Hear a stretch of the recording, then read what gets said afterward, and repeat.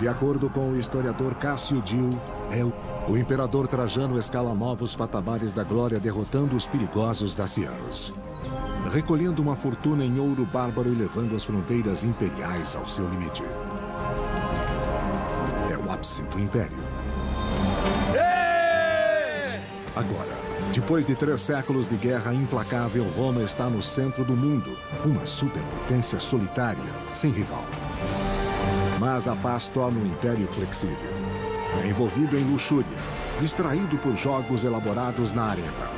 Os romanos estão lentos para reconhecer a ameaça de uma nova horda de bárbaros determinada a destruir completamente o império. Roma, ascensão e queda de um império, revolta e traição.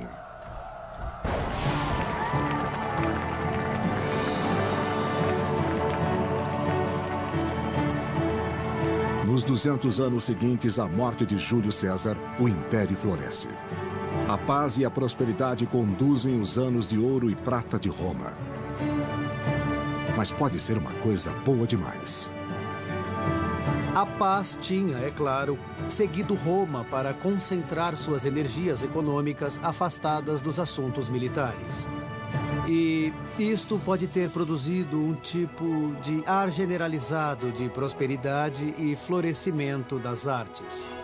Pode também, contudo, ter tido vários efeitos colaterais perniciosos. As pessoas, conforme se acostumavam a não lutar, encontravam-se subsequentemente relutantes a lutar. Elas podem estar menos preparadas do que estariam em outro momento. Mas os bárbaros ao longo da fronteira, sempre insatisfeitos, continuam a investigar e atacar de surpresa, buscando pontos fracos nas imensas fronteiras do império. Por volta de 160 d.C., a fronteira se estende por 3 continentes e 400 mil soldados protegem as 50 milhões de pessoas que têm sorte o suficiente para viver ali dentro. De volta a Roma, os jovens herdeiros do trono imperial vivem uma vida confortável no palácio de seu pai. Seus nomes são Marco Aurélio e Lúcio Vero. Tirados de famílias aristocráticas diferentes enquanto ainda eram crianças, os dois foram adotados pelo imperador Antonino Pio, que não tinha seus próprios filhos. Os príncipes não poderiam ser mais diferentes, de acordo com o historiador do século III Cássio Dio. Marco muitas vezes estava com a saúde fraca e dedicava a maior parte de seu tempo às cartas. Vero, por outro lado, era um homem vigoroso e bem mais jovem. Com o espírito livre, as façanhas tumultuadas de Lúcio Vero frequentemente chocavam Roma. Em contraste, o intelectual Marco Aurélio toma sua posição seriamente. Marco Aurélio havia sido preparado para governar mais do que qualquer um na história do Império. Entre seus 2 filhos, o imperador Antonino tem um claro favorito: o culto Marco. Para ele, Antonino dá seu bem mais precioso, sua filha Faustina, fazendo de Marco o herdeiro principal.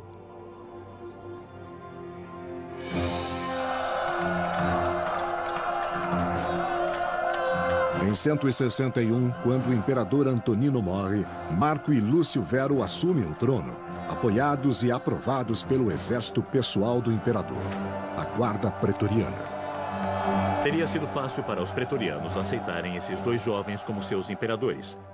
De todas as tropas do Império, os pretorianos eram os conhecidos, porque estavam posicionados em Roma e eles, portanto, estariam guardando o palácio e poderiam fazer interações com esses 2 príncipes por muitos anos. Eles sedimentaram seus laços com os pretorianos com um generoso suborno, um bônus igual a muitos anos de salário de um guarda regular. Marco e Lúcio Vero irão precisar de lealdade do exército romano, pois a guerra parece grande no horizonte. Ao leste, os partos invadem o aliado de Roma, Armênia, tornando a Síria vulnerável ao ataque.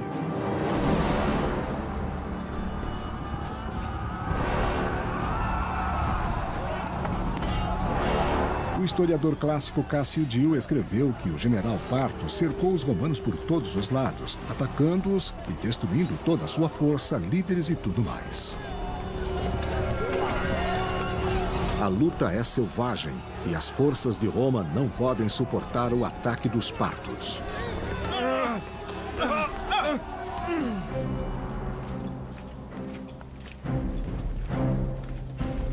Em 162, Roma não tem escolha a não ser mandar suas tropas para a guerra. Pela primeira vez em 2 gerações, o imperador assume o comando, Lúcio Vero. Seu irmão, Marco Aurélio, permanece em Roma. Os 2 homens eram inexperientes militarmente. Marco, que é o mais velho dos 2 imperadores, manda Lúcio Vero para o leste, para cuidar desta ameaça. Lúcio Vero marcha de Roma para um confortável quartel-general na Antioquia, distante da frente de combate. Ele está constantemente em comunicação, ou pelo menos sua burocracia está em constante comunicação com os líderes no fronte. Mas, principalmente, isso é uma liderança ausente. E funcionou. Funcionou enquanto se tinha bons líderes no fronte. Síria, 162 d.C.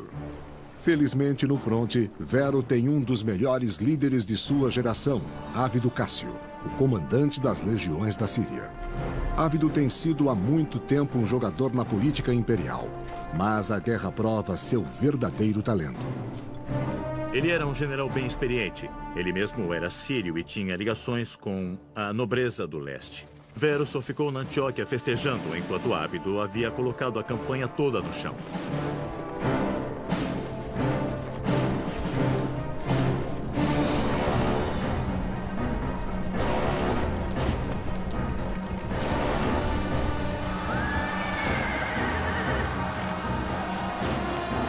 Ávido dirige uma série de vitórias que colocam os romanos no centro da região dos Partos, cara a cara com seu inimigo. A verdadeira matança que os soldados romanos fizeram aconteceu distante. Aquilo assustou a todos.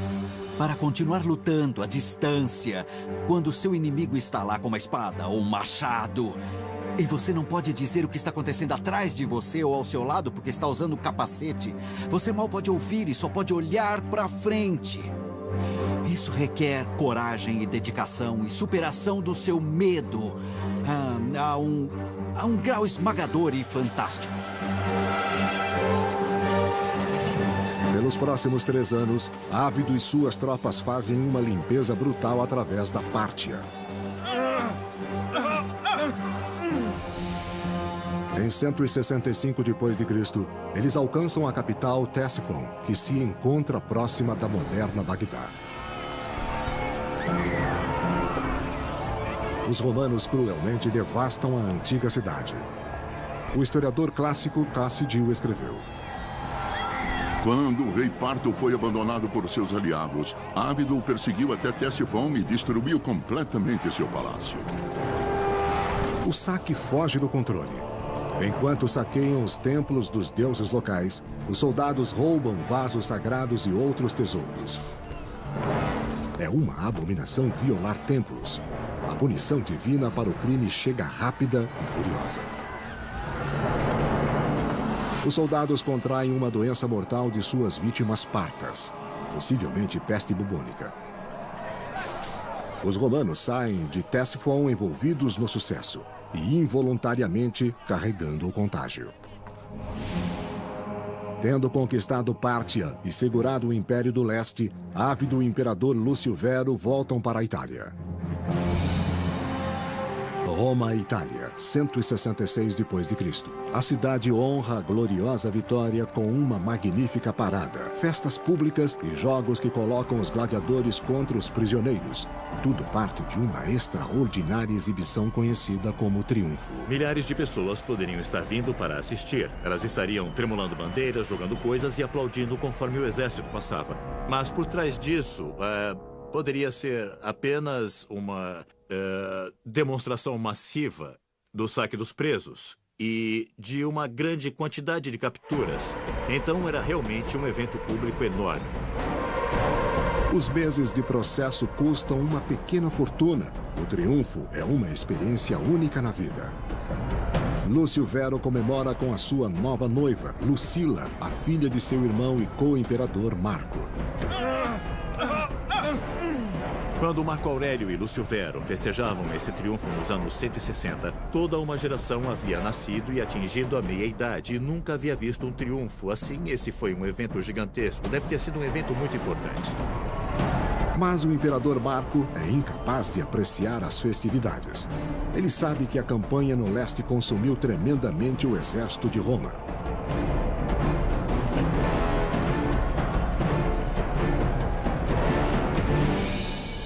E no mesmo momento que Roma festeja, os bárbaros selvagens preparam-se para atacar as reduzidas defesas na fronteira do norte do Império.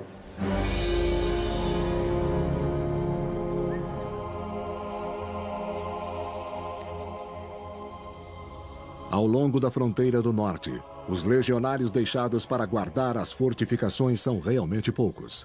Muito poucas tropas voltaram da guerra no leste. Os guardas são um alvo fácil para os homens das tribos bárbaras, que se arrastam nas densas florestas para atacar os romanos.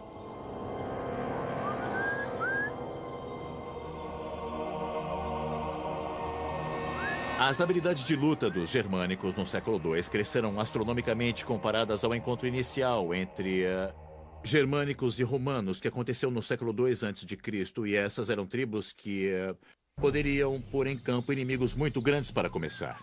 Já por volta do século II, eles eram realmente formidáveis.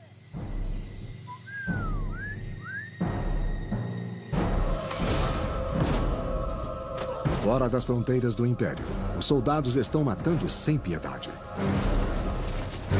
As florestas escuras da Germânia se tornam suas tumbas.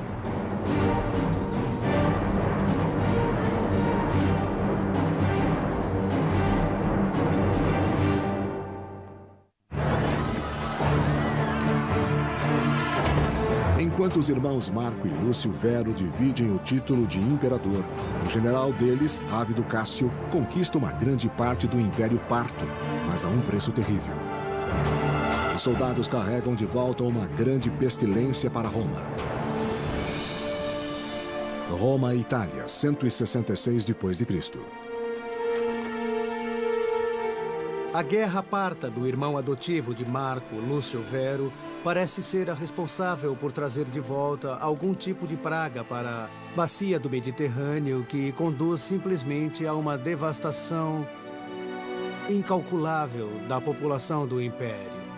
Uma porcentagem muito grande do mundo romano morreu no reino de Marco Aurélio. Estima-se que varie de 10% a 25%. E isso teria sido muito pior em centros com a população maior, porque as pessoas eram empilhadas umas por cima das outras.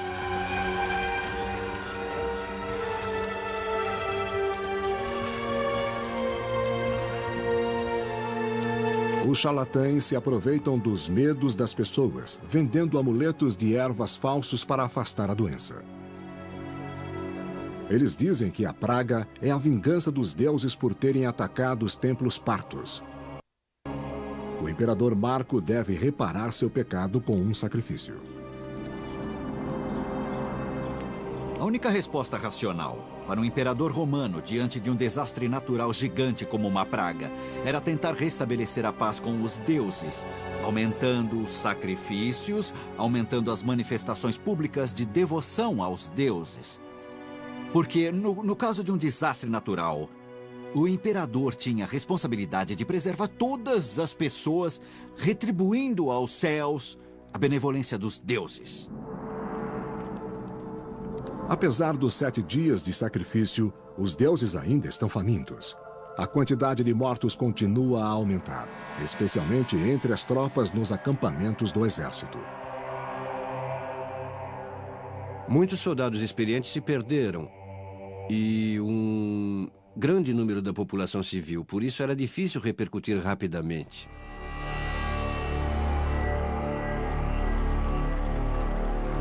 Ferido e doente, o Império está fraco. É o ataque do inimigo para matar. Em 167, 6.000 bárbaros germânicos cruzam o rio Danúbio e irrompem na província romana de Panônia. As províncias desprotegidas são devastadas à vontade. pilhando vilas e levando centenas de reféns. Alguns bárbaros até mesmo exigiram a terra. Nós não sabemos se eles só estavam atacando ou se queriam migrar. Muitas tribos viam as vantagens da civilização romana e queriam ter uma parte dessa ação. Então os ataques se tornaram frequentes. E é difícil para Marco mobilizar as tropas para mantê-los afastados. Por muitos dias agonizantes, os bárbaros atacaram a indefesa Panônia. As legiões romanas estão distantes demais, espalhadas pela vasta fronteira. Quando os legionários finalmente chegaram, a crueldade dos germânicos quase os esmagou. Eu suspeito que muitos deles haviam feito uma imitação do estilo, ou mesmo tomado o equipamento romano. E então acho que o exército germânico da época de Marco Aurélio teria apresentado uma aparência falsa formidável. Conforme a primeira onda hesitou, mais tropas romanas chegaram de outros pontos da fronteira. Sua tempestiva cavalaria atacou juntamente com as forças da nova infantaria os bárbaros para se retirar.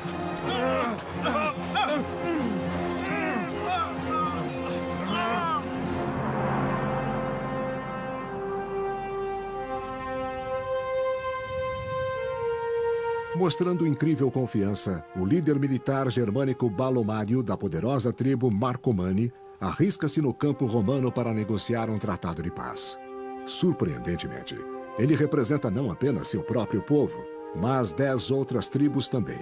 Este fronte unificado dá presságios de um novo tipo de perigo para o Império. O tratado germânico que Marco Aurélio enfrentou era diferente daquele que tinha sido enfrentado pelos imperadores anteriores. Eles estavam mais organizados, suas sociedades mudaram, talvez pela influência e exposição aos romanos. Havia uma grande ironia. Itália, 167 d.C. Alarmado pela crescente ameaça dos bárbaros, o imperador Marco dirige-se à Panônia. Sem experiência em batalha, o imperador Marco deve confiar em seu oficial-chefe militar Pompeianus para ajudar a ganhar a sua glória. Os ataques germânicos tinham sido através do Danúbio, roubando gado, roubando escravos, roubando mercadorias por séculos. Por que Roma, na verdade, decide que vai liderar uma expedição punitiva contra esses germânicos? Na minha opinião, Marco Aurélio está simplesmente criando caso para mais atividade militar, para dar a si mesmo mais legitimidade em Roma. Embora o irmão de Marco, o imperador Lúcio Vero, também se junte à campanha, ele está bêbado e doente. Antes que possa até mesmo chegar à fronteira, Lúcio Vero sucumbe à praga, forçando que toda a expedição retorne. Marco não tem escolha a não ser voltar para Roma com o corpo de seu irmão, abandonando a fronteira do norte à ameaça sempre crescente dos bárbaros.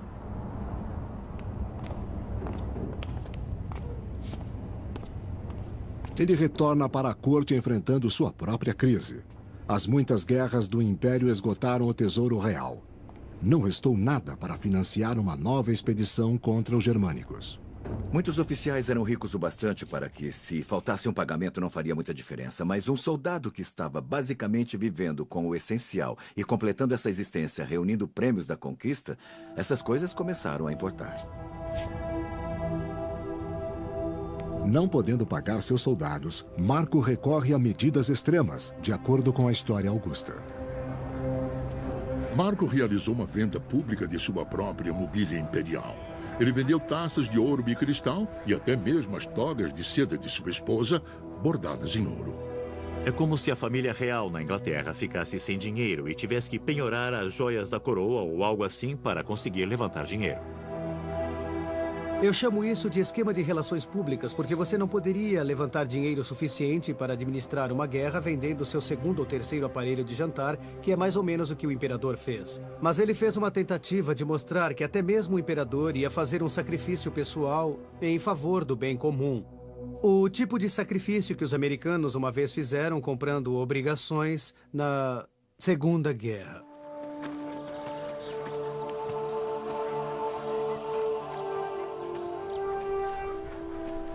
Os recrutadores de Marco esperavam que o dinheiro ajudasse a atrair novos soldados para a guerra germânica, mas só conseguiu poucos seguidores.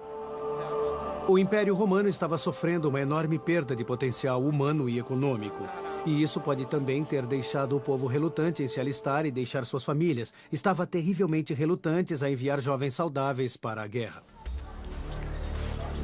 Novos ataques de pragas também colocavam os recursos do Império no limite. Escandalosamente pompeianos, o conselheiro-chefe militar do imperador Marco começa a trabalhar com a escória da sociedade, como reporta a História Augusta. Eles armaram gladiadores e transformaram os bandidos da Dalmácia em soldados. Eles até treinaram escravos para o serviço militar. Pompeianos está consternado pela qualidade dos recrutas. Mas antes que ele possa preparar este exército de ralé, o desastre ataca a fronteira do Império. Em 169, multidões de grupos de guerreiros germânicos atacam as províncias de Roma no Danúbio. Marco e Pompeianos devem conduzir suas novas legiões para o norte, para a Germânia, prontos ou não.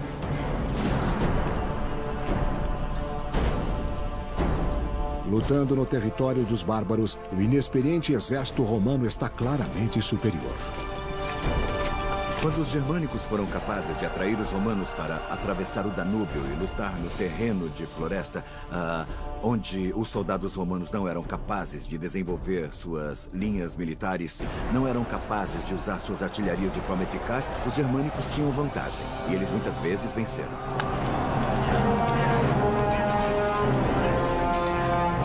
Na primavera de 170, as maiores tribos germânicas, Marcomanni e Quadi, colocaram-se em posição de luta contra os romanos e os derrotaram.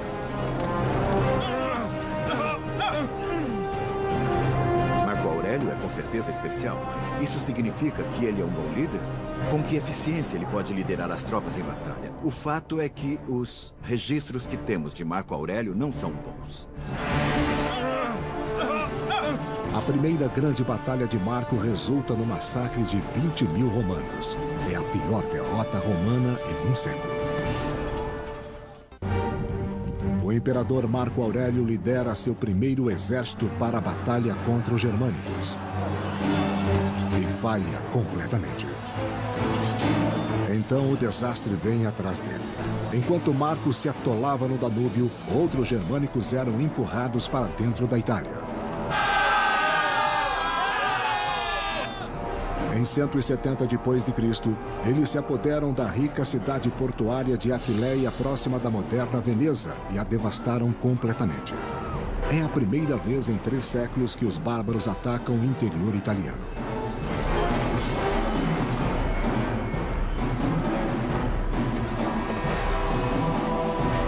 Eles eram violentos, eram cruéis, eram bárbaros e provavelmente traziam à mente dos romanos imagens dos gauleses entrando em Roma no IV século AC, as ameaças dos címbrios e dos teutões no final do século II AC.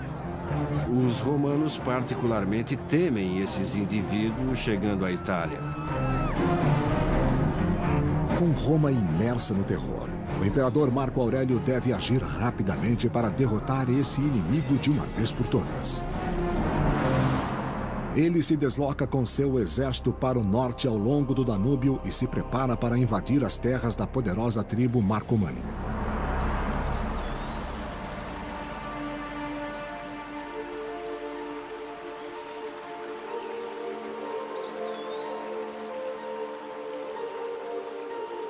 As verdes florestas frias do norte são desconhecidas do imperador romano.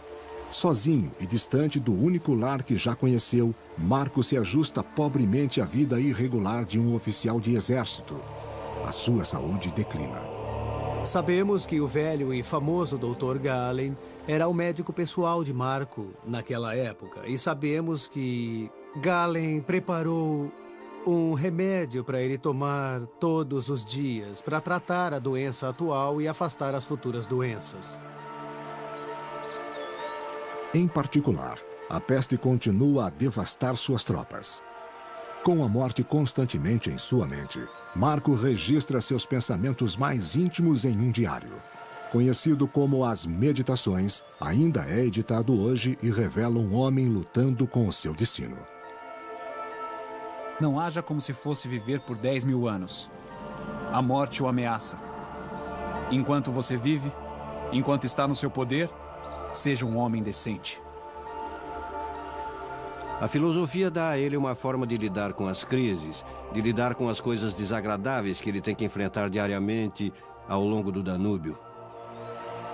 A solidão das profundezas das florestas germânicas é um grito distante do caos e matança que Marco irá encontrar no campo de batalha. Ele lança uma série de ataques militares nas terras da maioria das tribos perigosas, os Sarmatianos, os Quadi e os Marcomanni.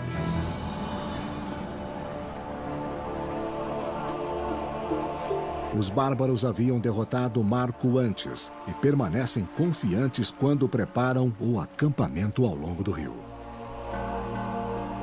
Mas Marco está aprendendo com seu inimigo. Ele abandona a linha de formação romana estabelecida a favor de unidades menores e mais ágeis chamadas vexillatus. Isso dá ao seu exército maior flexibilidade quando manobram através das árvores. Era uma guerra nova, era uma guerra diferente. E era uma guerra que era muito diferente para alguns desses veteranos que apenas lutaram contra os partos, em linhas muito simples e usando táticas convencionais no Oriente Médio. Essa era uma guerra onde emboscadas serão normais. Quando os bárbaros finalmente suspeitam, os romanos atacam.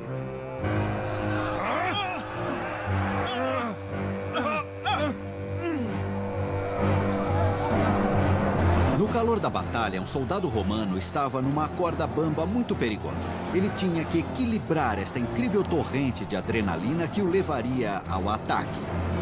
Ele tinha que ficar calmo mesmo que seus hormônios estivessem dominando-o. Ele tinha que se afastar do pânico natural que afeta qualquer um quando se vai estar a apenas meio metro de distância em uma zona de matança que é tão perigosa para você como para o seu inimigo.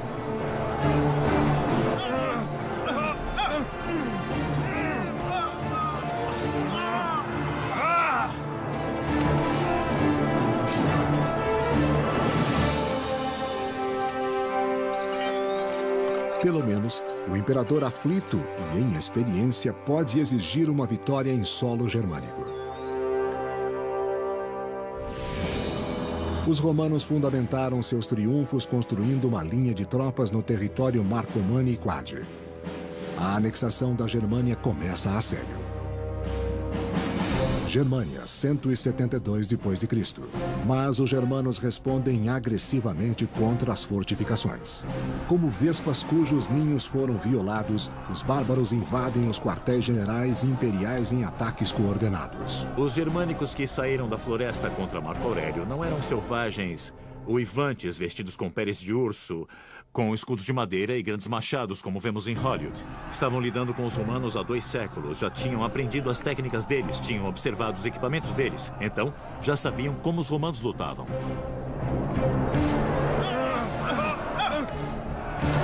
Se eles abrissem uma fresta na fortaleza, os romanos sabiam que eles iriam destruir a todos ali dentro. Dentro da fortaleza, Marco Aurélio move-se entre seus homens, restaurando seus espíritos e expondo-se ao perigo. Ele pode ter sentido algum tipo de responsabilidade pessoal que nós aprovaríamos completamente. Se ele ia mandar homens para a morte em uma guerra, ele de fato deveria estar presente, se interessar para orientar essas campanhas. Como a situação se torna mais crítica, Marco dirige-se aos seus deuses pagãos, sacrificando e pedindo pela ajuda deles contra as hordas germânicas. Os deuses respondem a ele com um milagre, de acordo com a história augusta do século IV. De pé em sua terra, ele orou para os deuses e invocou um raio dos céus contra o inimigo. Os bárbaros, é claro, viram um raio como uma coisa muito negativa. Parecia que os deuses estavam favorecendo os romanos neste caso, e não era uma coisa boa. Assim, teriam que lidar com isso. Nos portões da fortaleza, os aterrorizados bárbaros são derrotados e fogem. Os romanos estão livres. Emocionados, os romanos saúdam Marco com um novo título germânico: o Conquistador dos Germânicos. Através da perseverança, disciplina e, segundo alguns, milagres, o imperador Marco Aurélio toma o controle em sua agressiva conquista da Germânia. Germânia 172 d.C. Até mesmo as pacíficas comunidades agrícolas germânicas não estão seguras da ira de Marco. Os romanos provam a sua supremacia com a ponta de suas espadas.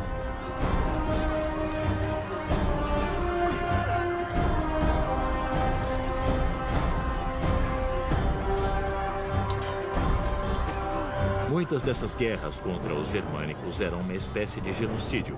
Os romanos atacando as vilas, destruindo todos, pegando mulheres e crianças, colocando em escravidão. Podia-se ver soldados trazendo cabeças dos inimigos derrotados para pegar recompensas. Os romanos registraram o conflito em um grande monumento, que comemora as campanhas germânicas de Marco. Ela é conhecida como a Coluna Aureliana. A coluna de Marco Aurélio está dizendo: este é um negócio agressivo, desagradável, que seu imperador está fazendo para a sua segurança. E este é o preço disso, e não era nada agradável. Nas terras tribais germânicas, Marco estabelece duas novas províncias romanas, Marcomania e Sarmátia. Mas quando eles parecem estar se estabilizando, notícias perturbadoras chegam de um local inesperado: o Egito.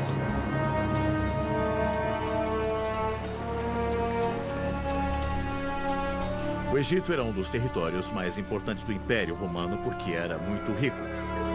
Então, havia algum tipo de temor de que, se alguém controlasse o Egito, pudesse ameaçar todo o Império. Esses temores provaram estar bem fundados quando os rebeldes egípcios lideraram uma revolta sangrenta contra os líderes romanos.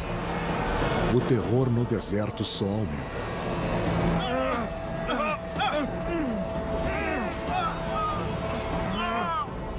Com certeza foi uma coisa preocupante. Você tem que responder a isso prontamente. O Egito era um enorme fornecedor de grãos para Roma. Assim, quem controlasse o Egito controlaria o suprimento de comida para a plebe e a população na cidade de Roma. E também, obviamente, haveria uma pressão para que o imperador fizesse alguma coisa sobre isso. Em 174, Marco envia ordens para a Síria, onde ele tem 3 legiões estacionadas. Ele as direciona para Alexandria, Egito. Encabeçando o exército de punição está um dos mais antigos e mais confiáveis amigos de Marco, Ávido Cássio. Marco Aurélio designou o famoso e bem-sucedido general sob seu comando, Ávido Cássio, para fazer um comando extensivo na metade oriental do Império. Superordenado para os governadores.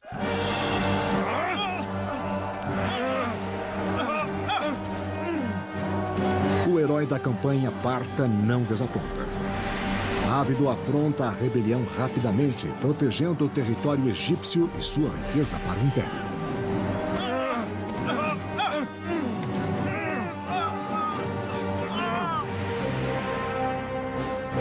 Mas ao longo da fronteira norte do Império na Germânia, o inimigo é muito mais evasivo. A campanha germânica parece seguir sem fim. Quero dizer, ele está fazendo progresso, mas quando você faz recuar uma tribo, uma outra pode aparecer a 80 quilômetros rio acima e você tem que lidar com isso. Por 7 anos, Marco combateu os bárbaros nas densas florestas do norte para o infeliz declínio de sua própria saúde.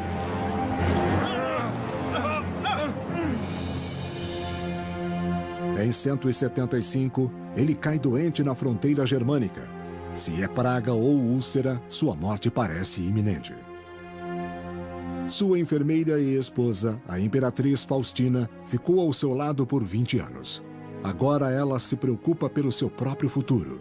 Se você é uma imperatriz ou uma princesa, é muito claro o que acontece se o homem a quem você está ligada morre ou perde seu prestígio ou é usurpado. Então, sua expectativa de vida pode ser calculada em minutos, junto com a de toda a sua família. Você quer ter certeza que seu marido esteja indo bem e com saúde e seja apoiado. E ele não está. Então, você precisa estar pensando nas contingências. A dor sufoca Faustina. Quem irá protegê-la se ele morrer? Ela oferece sua mão e o império a um outro nobre, Ávido Cássio, o popular comandante dos exércitos no Egito. Ansiando ganhar a glória que ele sabe merecer, Ávido abraça a chance de se tornar imperador. A história augusta. Enquanto Marco ainda respirava, Ávido Cássio espalhou boatos falsos de sua morte. De fato, ele disse ao seu exército que o Senado já havia decretado Marco um deus. Então, ele declarou-se imperador. Ávido também pode ter sentido que era para o benefício do povo. Marco Aurélio era considerado como um bom imperador.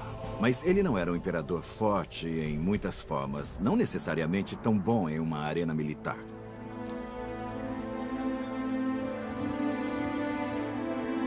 Ainda com Ávido reivindicando o trono, Marco se recupera de sua doença, colocando os dois homens em uma posição impossível. O que você faz? Você não pode dizer, olha, eu lamento por esse negócio de reivindicar o trono, foi um pouco de engano da minha parte, o sangue subiu na cabeça, podemos continuar. Uma vez reivindicado, você havia declarado sua intenção de ser imperador, então você sempre seria suspeito de agora em diante. Isso estava ameaçando Marco Aurélio por uma série de razões. Ávido Cássio era um grande comandante militar a cargo de um significante número de tropas. E agora ele pretende levar essas tropas para Roma e afirmar sua reivindicação. 175 d.C., envolvido em sua campanha germânica, o imperador Marco Aurélio é traído por um amigo íntimo, Ávido Cássio. Lamentavelmente, Ávido é encorajado pela própria esposa de Marco a reivindicar o trono.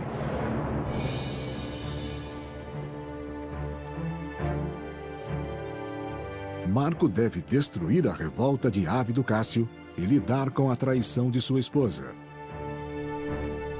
Mas sabendo que ele pode morrer na batalha que está por vir, ele proclama seu próprio filho, Cômodo, como seu herdeiro. Cômodo não tinha idade suficiente para ser alguém dono do seu próprio direito. Marco Aurélio parece nunca ter considerado ninguém além de seu filho para sucedê-lo. Tendo sido mimado nas indulgências de sua juventude real, o garoto ainda tem que provar seu caráter ou seu valor como soldado, mas ele é o único filho de Marco. A escolha não era uma das melhores para Roma. Por que promoveu Cômodo? Porque ele era filho natural de Marco e isso era uma forma normal de pensar das famílias aristocráticas romanas. Sempre houve o caso da classe alta de senadores e aristocratas romanos que tinham se promovido por muitas gerações. Com a posição de seu filho assegurada, Marco volta-se agora para a esposa que o traiu com Ávido Cássio.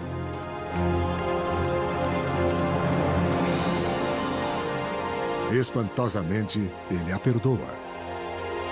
Marco não puniu Faustina depois. Ele era um homem muito inteligente e talvez, depois de uma conversa franca com ela, entendeu quais eram os motivos dela. Ele não iria de forma alguma excluí-la ou se divorciar dela ou de alguma forma desonrá-la. Conforme suas tropas se preparavam para marchar contra os exércitos de Ávido Cássio, um mensageiro, enviado pelos soldados de Ávido, se aproxima. Eles tinham expulsado o usurpador para evitar a vingança do verdadeiro imperador. Eles sabem o preço da traição. O curso usual de ação seria uma série de denúncias, interrogações, torturas, exílios, execuções, suicídios forçados. O mensageiro traz um presente. a cabeça de Ávido Cássio, um dia seu grande amigo. O historiador Cássio Dio escreveu: Marco estava sofrendo tanto pela morte de Ávido que não pôde nem sequer olhar para a cabeça cortada de seu inimigo.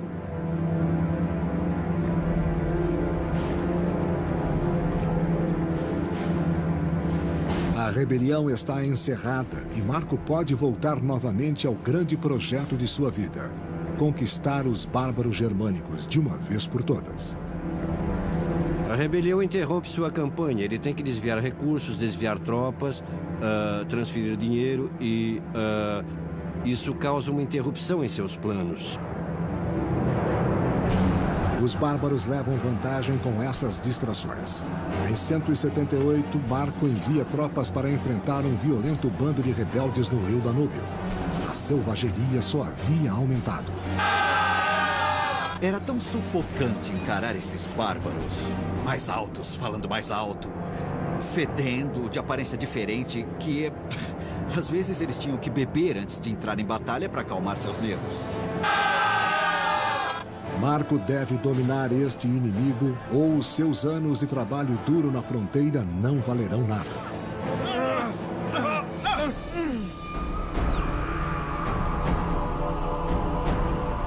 A idade isola Marco dos líderes rebeldes e eles foram brutalmente assassinados.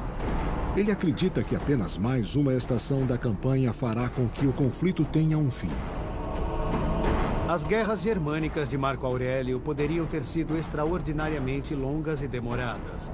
Mas não estava claro, era óbvio para Marco, ou para qualquer um, que elas seriam assim desde o começo. Agora, com quase 60 anos, Marco espera que seu filho e herdeiro, Cômodo, continue sua batalha contra os germânicos, uma luta que levou os melhores anos de sua vida.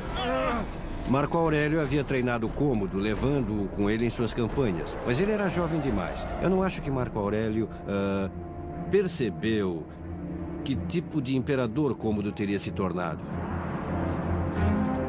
Mas em seu papel como co-imperador, o garoto se tornou preguiçoso, sem nenhum interesse em vitórias difíceis de ganhar, diferente do modo de ser de Marco. Panônia, 180 d.C. Ele ainda estava do lado de seu pai quando o imperador Marco Aurélio finalmente sucumbe, provavelmente à mesma praga destruidora que afirmaram ter matado seu irmão.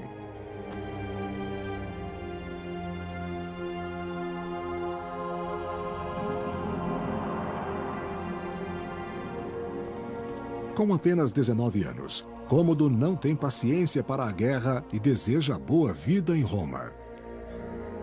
Ele não tem a liderança ou a visão que seu pai tinha, e ele muitas vezes traz de volta as campanhas ao longo do Danúbio. A longo prazo, esta é uma coisa muito negativa para Roma. Com fracos tratados e reduzidas guarnições, o novo imperador, Cômodo, abandona a Germânia desperdiçando 13 anos de luta e derramamento de sangue para retornar ao conforto de Roma. Ele não tem a liderança. Sem a vigilância do imperador Marco Aurélio, o grande império romano luta uma batalha perdida contra a multidão bárbara. E quando você tem uma tempestade perfeita de má liderança, má sorte e ameaças estrangeiras, você está realmente com grandes problemas. O que eles iriam descobrir de alguma maneira no reinado de Marco Aurélio é que eles não podiam resistir aos desafios mais do que, digamos, um certo número de pontos ao longo da fronteira por um certo tempo. A maré está mudando para Roma. Nunca existirá um imperador como Marco Aurélio novamente. De acordo com o historiador Cássio Dio, é o início do fim. Nossa história agora desce de um reinado de ouro e prata para um de ferro e ferrugem.